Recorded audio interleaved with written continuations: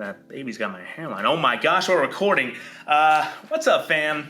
Welcome back to JC Youth Online youth groups at Journeys Crossing. It's your boy Edwin, one of your youth workers here at JC and certified meme expert. Last week we had our first in-person debriefing groups in 4 months, and it was pretty darn lit. Today, after youth groups this morning, we'll do it again, except here at our JC building. So, debriefing groups tonight, live and in person from 5 to 6:30 p.m. at the JC building on our back patio. Bring masks, a lawn chair, y'all know what's up. So today, we're in the last week of our series Atypical, about families and how God made them to work best. So we thought maybe we'd play a classic game of Would You Rather? Sibling edition. So, we're talking about forgiveness today.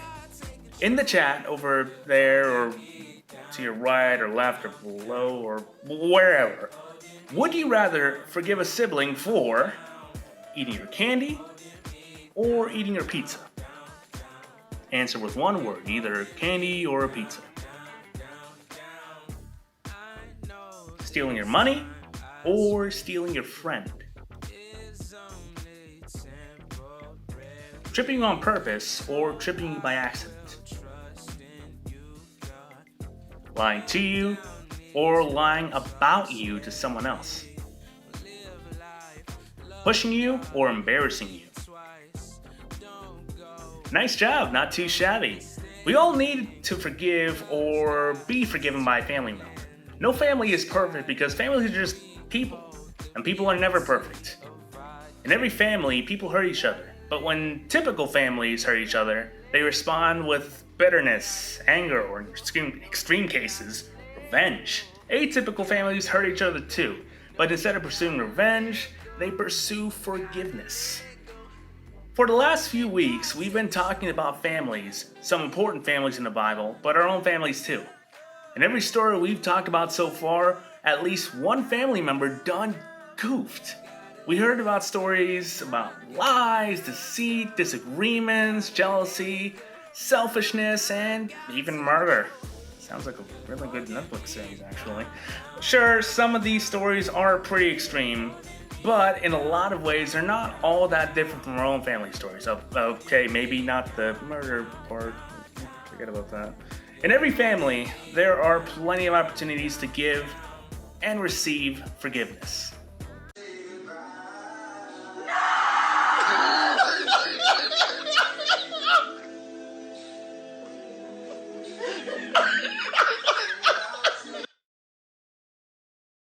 Yeah, that would take some forgiveness.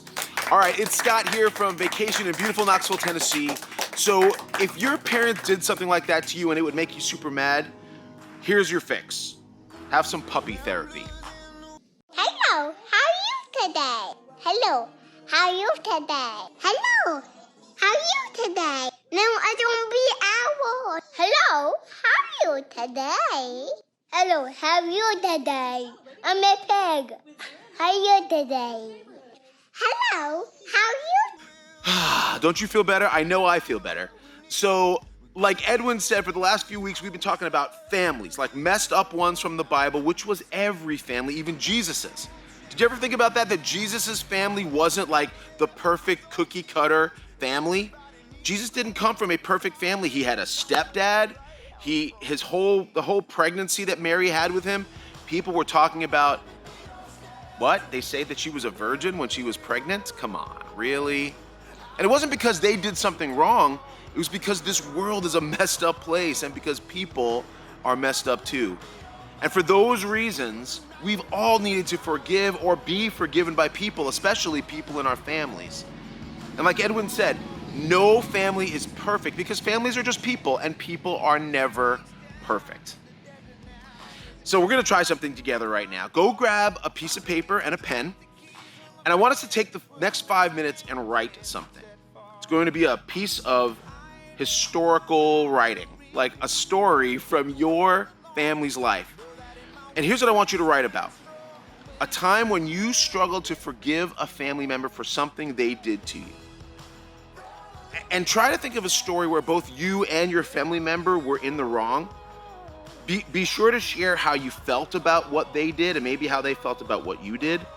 why it was difficult for you guys to forgive each other, maybe what you did to offend or hurt each other, and then how you eventually forgave each other or got back together. Or maybe you're still working on that. Maybe you haven't come all the way back together. So take the next 5 minutes and do that now.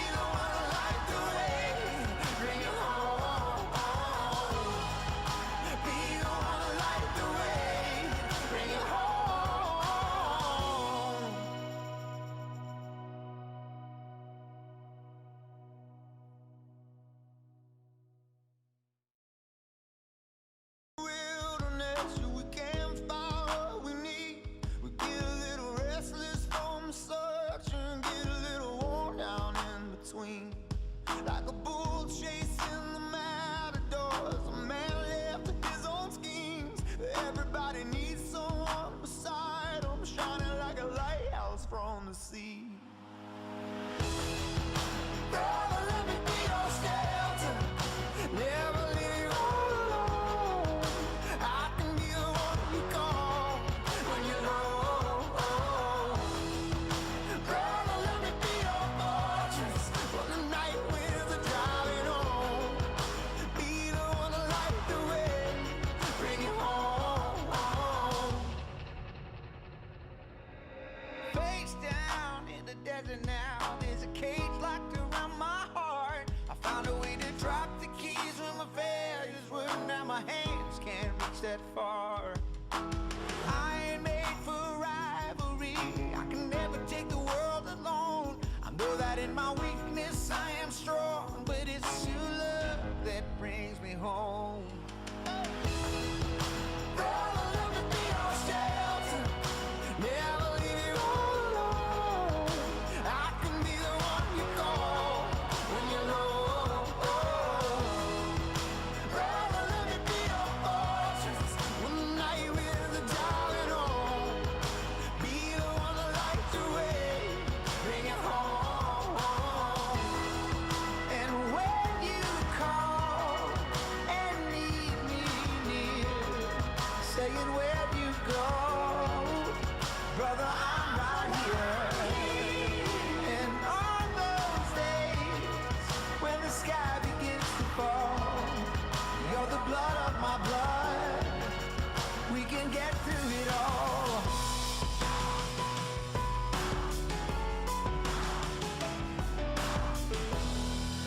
Brother, let me be your shelter, never leave you all alone. I could be the one to call when you feel alone. Brother, let me be your fortress when the night winds are driving on. Be the one to light the way, bring it home. Brother, let me be your shelter, never leave you all alone. I can be the one you call when you're low. Brother, let me be your fortress when the night winds are driving on. Be the one to light the way,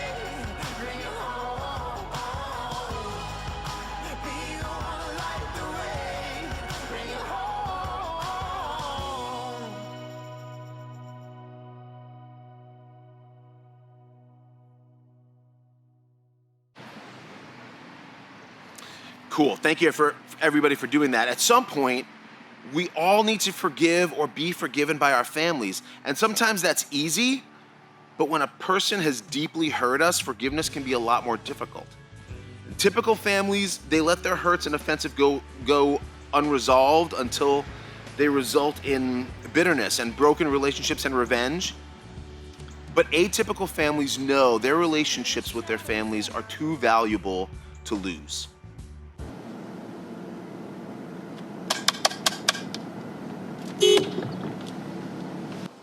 I'm sorry. So far in the series, we've met the family of Adam and Eve, the family of their descendant Abraham, the family of Abraham's grandsons, Jacob and Esau, and today I want to introduce you to the last family of this series, another generation, same family, Jacob's son, Joseph, and his brothers. Now, we've talked about Joseph briefly before, so you may be familiar with some of his story, but today we're going to focus specifically on his relationship with his family and his brothers more specifically. So let's get a quick overview of his story, and then we'll look more closely at the details. So Jacob goes on from there to have 12 sons, big family. But Jacob loves his 11th son, Joseph, way more than all the others. And so he gives him the special Technicolor dream coat. And his brothers, because of this, come to hate him. So much so that they plan on killing him. But they don't. They instead just sell him as a slave down in Egypt. Now, while in Egypt, through this crazy series of events, Joseph goes from being in a prison cell to becoming the second in command there. And so later on, the whole Middle East falls into this food shortage. And Joseph's brothers, they come down to Egypt looking for food. And then when they get there, who should they find as the ruler of the whole land? It's Joseph, that guy they sold into slavery. But he actually saves them from starving to death. And so here you have it. These are the great-grandchildren of Abraham who have done this heinous act to their brother, but God has transformed their evil into something good. And that's exactly what Joseph says here in the last paragraph of the entire book. He says, you guys planned all of this for evil, but God planned it for good, to save people's lives. Now, these words, they conclude the book because they actually summarize the message of the whole story so far. Humans keep choosing evil, and we are thinking they're screwing up God's plan, but he keeps turning their evil back into good. And somehow, he's going to use this family to restore humanity back to the garden. All right, so now that we have the big picture, we're going to pay a little closer attention to Joseph's relationship with his family. Talon's going to read something for us. Talon? This is 37 verses 1 through 10. Jacob lived in the land where his father had stayed, the land of Canaan. This is the account of Jacob's family line. Joseph, a young man of 17, was tending the flocks with his brothers, the sons of Bilhah and the sons of Zilpah, his father's wives, and he brought their father a bad report about them. Now Israel loved Joseph more than any of his other sons, because he had been born to him at his old age, and he had made him an ornate robe for him. When his brothers saw that their father loved him more than any of them, they hated him and could not speak a kind word to him. Joseph had a dream, and when he told his brothers, they hated him all the more. He said to them, "Listen to this dream I had. We were binding sheaves of grain out of the field when suddenly my sheaf rose and stood upright, while your sheaves gathered around mine and bowed down to it." His brothers said to him, "Do you intend to reign over us? Will you actually rule us?" And they hated him all the more because of his dream and what he had said. Then he had another dream, and he told it to his brothers. "Listen," he said, "I had another dream, and this time the sun and moon and 11 stars were bowing down to me." When he told his father as well as his brothers, his father rebuked him and said, "What is this dream you had? Will your mother and I and your brothers actually come and bow down to the ground before you?" Nice, thanks, Talon. Okay, so let's think about these family dynamics. So Joseph is his father's favorite, clearly, and he isn't quiet about it. Like, he decides somehow that it's a good idea to tell his brothers that someday they're all going to serve him. Yeah, he was wrong. So obvious reasons, his brothers don't like this, and I'm not defending what Joseph's brothers did to him, but let's be clear, Joseph wasn't completely innocent in this whole thing. Like, he was arrogant, he was obnoxious, a bit of a jerk. And one day, Joseph's brothers are working hard in the field, and Joseph heads out to meet them wearing his fancy coat, of course, right? And here's what happens next, as read by Julia. Genesis 37:18-24. But they saw him in the distance, and before he reached them, they plotted to kill him. Here comes that dreamer, they said to each other. Come now, let's kill him and throw him into one of those cisterns, and say that a ferocious animal devoured him. Then we'll see what comes of his dreams. When Reuben heard this, he tried to rescue him from their hands. Let's not take his life, he said. Don't shed any blood. Throw him into the cistern here in the wilderness, but don't lay a hand on him. Reuben said this to rescue him from them and take him back to his father. So when Joseph came to his brothers, they stripped him of his robe, the ornate robe he was wearing, and they took him and threw him into the cistern. The cistern was empty. There was no water in it. Thanks, Jules. And that's just the beginning of the story. Like, imagine you and your siblings are outside sweating in the sun, you're hard at work, and your brother, who you know is your dad's favorite, comes strutting over to you wearing his fanciest and the most expensive clothes that your dad ever bought him, while you're covered in sweat and dirt. So he's not there to help you. He's not there to lend a hand. Joseph's brothers are so tired of Joseph, his attitude, his favorite status, him rubbing their nose in the way that their dad treats him more favorably than the rest.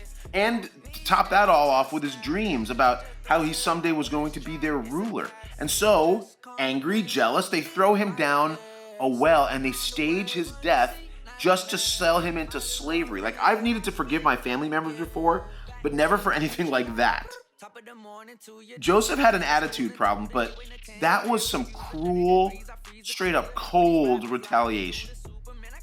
Okay, so maybe you already know how this story ends, and maybe you don't, but Joseph saves the lives of his brothers, and he forgives them for everything that they did to him, which is very atypical. It's an amazing read, and it's found in the book of Genesis in the Old Testament of the Bible, chapters 42 through 46. Now, Joseph forgives his brothers, but when their father Jacob dies, the brothers get scared that Joseph is going to change his mind and try to get revenge because daddy isn't here to protect them anymore. They know they don't deserve the forgiveness and the kindness that Joseph has given to them. So we're going to have Ellie read to us about what happens next. It's in Genesis 50, 15 through 21. 15 through 21. When Joseph's brothers saw that their father was dead, they said, "What if Joseph holds a grudge against us and pays us back for all the wrongs we did to him?" So they sent word to Joseph saying, "Your father left these instructions before he died. This is what you are to say to Joseph. I ask you to forgive your brothers the sins and the wrongs they committed in treating you so badly. Now please forgive the sins of the servants of the God of your father." When their message came to Joseph, he wept. His brothers then came and threw themselves down before him. "We are your slaves," they said. But Joseph said to them, "Don't be afraid. Am I in the place of God? You intended to harm me, but God intended it for good to accomplish what is now being done, the saving of many lives. So then don't be afraid. I will provide for you and your children." And he reassured them and spoke kindly to them. Thanks, Ellie. Now, Joseph had every reason to be angry at his brothers, right? But Joseph chooses forgiveness instead of bitterness. And many years after Joseph forgave his brothers, Jesus preached a sermon to a group of his followers. We talked about part of it last week when we talked about having tough conversations. Let's hear one last time from it. This time Julie is going to read from Matthew 18, verses 21 through 22. Matthew 18:21-22.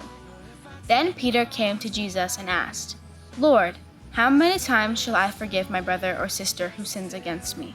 Up to 7 times?" Jesus answered, "I tell you, not 7 times, but 77 times.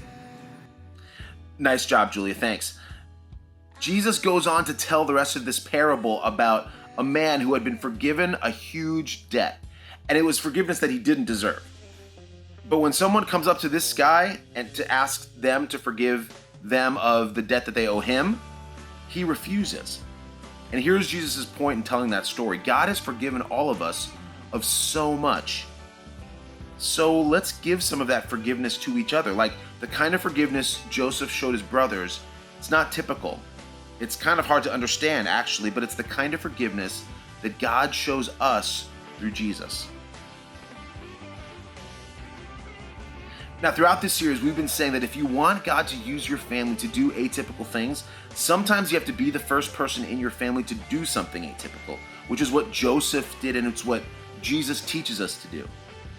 When you've been hurt by somebody in your family, the typical response is to get bitter or take revenge, but Joseph chooses the atypical route. He shows his brothers forgiveness and compassion and kindness, and that's the big idea that we learned from Joseph today. It's this: not so typical families forgive each other. All right, so in a few minutes, we're going to talk about our next step, but I want to talk a little bit about who this conversation is for. Best piece of advice that I've ever gotten. When I was younger, my dad would never let me say it's okay after somebody apologized to me. And for a long time, I hated that because when someone says, I'm sorry, your first reaction is to say, it's okay. And he would never let me say that. He would only let me say, I forgive you. And so one day in high school, I got so fed up and I was like, Dad, why won't you let me say it's okay? Because it's all over. I'm okay. I'm done with it. And he looked me dead in the eyes and he said, Han, no, it's not okay. When you say it's okay, the person's not actually apologizing. What you're doing is accepting the fact that they hurt you. When you say, I forgive you, you are acknowledging the fact that they were wrong and you're starting to heal from it. I needed to hear that again. So hopefully it was helpful for you too. All right, in just a second, I'm going to share some action steps that we all can take towards forgiveness. But first, I want to acknowledge something in this conversation. Some of you who are watching this might get confused a little bit. Like, you might have a family member who has hurt you really, really deeply, and maybe really repeatedly. And the idea of forgiving them like Joseph forgave his brothers seems pretty impossible. But let me be clear, if anybody in your family or not in your family has hurt you or continues to hurt you physically and emotionally and maybe even sexually, this conversation is not for you. Like, if this is your story, God is not telling you to move on or be nice to this person or protect them from the consequences of their actions. Forgive, even though it's hard, yes. But the point of this conversation isn't to give anybody a pass. If it's your story, if your story is one of repeated hurt, I want you to do something about it. I want you to tell an adult today. Please do not hesitate. In just a minute, we're going to spend some time thinking and reflecting. We would love to talk to you. So please reach out to us because we can help you walk through this. And if it's not your story, if that's not your story, then let's keep talking. So just like forgiveness changed Joseph and his family for the better, being eager to forgive can change your family for the better too. But how do you do that? How do you forgive a family member when they've hurt you? And like we've said about everything else in this series, it doesn't have to be complicated. It can be as simple as this: admitting you've been hurt. Try that. Then telling God you need his help to forgive this person. Then asking God, would you heal the parts of me that have been hurt, God? And then choosing to focus on moving forward instead of what happened in the past. And then maybe if it's necessary to forgive yourself and ask for forgiveness if you need to for the part that you played in what happened. All right, so here's the thing we've been doing every week. Think right now about a family member you need to forgive. Now, think about how you and your family could be transformed if you were willing to choose forgiveness over bitterness or revenge. How do you think it could change your attitude or perspective? How could it change the person that you're fighting with? And how could it change your family's pattern of behavior in the long term? Forgiveness is hard, but isn't it amazing that we get to forgive other people in the way that God has forgiven us?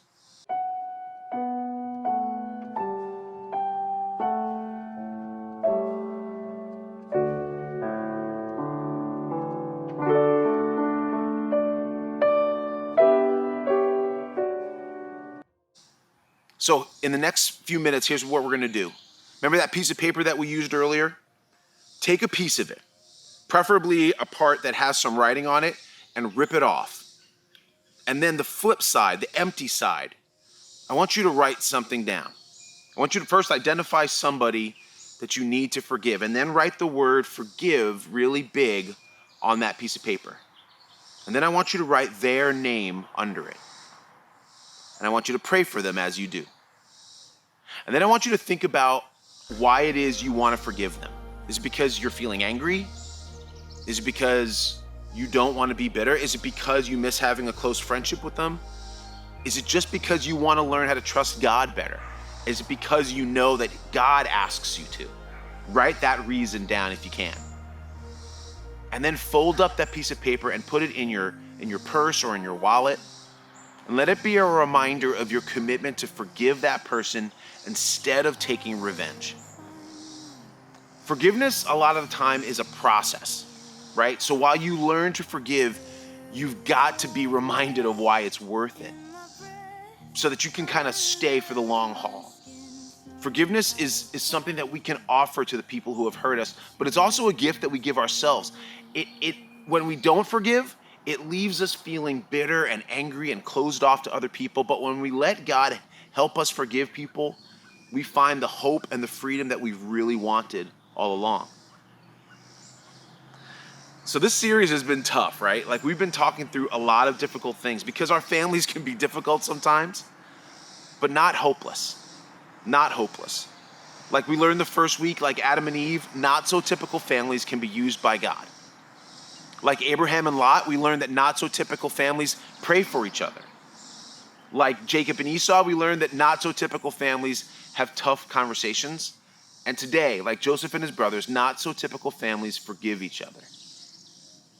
Let me just remind you, it's not your job to fix your family, but if you want to see your family be used by God to do atypical things in the world, maybe step out and do the atypical thing yourself. Pray for your family. Have tough conversations with them. Forgive them. When it comes to your family, don't be typical. Be atypical. Let's pray. So let's pray together. Father, forgiveness is what you came to bring us, and it's the most important thing that we learn from you is how to forgive people around us. And it's amazing to me that you forgive us as freely and as completely as you do. I pray, Father, that you would help us to be forgivers of the people in our family. I pray that you'd help us to realize how much you value relationship and how important it is to you that we value it too. Value it enough to sometimes really deal with some hard issues, and value it enough to forgive people that maybe don't even say that they're sorry. But Father, help us to know that when you say that forgiveness is the way to live, it really is the way to live. So Father, I thank you, and I ask that you would help us learn to forgive in every single situation that we find ourselves in. Now, Father, I know that there are a lot of situations where forgiveness is going to look very different. But at very least, Father, we can release people the way that you've released us from our sin. So I ask for your help to do that, especially in our families. Help there to be peace, help there to be unity, and help us right now, Father, to be the kind of atypical families that make the world better because we're forgiven. Pray that in your name, Father. Amen. Can we just be real with one another? I'm not perfect, I'm broken, and I've made mistakes. You're not perfect as well, and you have probably made mistakes in the past as well. We all need the Lord's grace and mercy and his forgiveness. So I challenge us as people on this earth to forgive like Jesus forgives us whenever we make mistakes. We are holding people to standards that we can't even hold. We all make mistakes. People's mistakes are different from others, so why are we judging others? We are all in this together, and we all need the Lord, and He's continuing to write our stories. So let's lean on Him in our times of need, whenever we mess up, and let's just trust in Him, and let's forgive each other whenever we make mistakes on one another. Let's just be real with people. I'm messed up, jacked up from the floor up, and without God, I would not be smiling right now, and I would not be able to encourage you. So you guys have a blessed and prosperous day, and God loves you, and so do I. Hey everyone, thanks for coming out and hanging with us today at JC Youth Online for week 4, the last week in our series on family, Atypical. Hope you'll partner with God and try to apply what we learned this series to the relationships in your family.